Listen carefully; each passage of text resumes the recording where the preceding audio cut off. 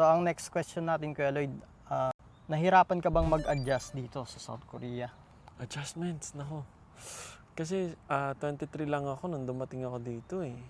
So, homesickness wala eh. Wala? Pero feeling ko naman, right, like after how many years, tsaka ko lang na-feel yung homesickness. After like 4-5 years.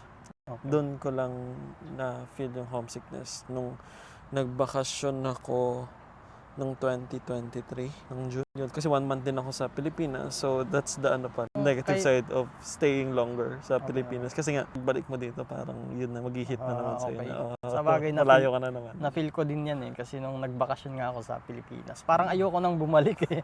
Ganun ba yung pakiramdam na gusto mong sabihin? Pero ngayon naman, parang okay naman na. Wala na.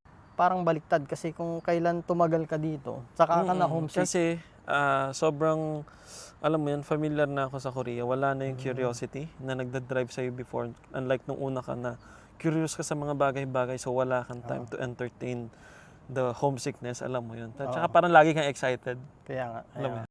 So yun. So alam ko na yung patakaran dito sa Korea, alam ko na yung buhay ko. So parang, yun nga, yun yung parang nag-trigger doon sa homesickness dahil nga wala nang excitement.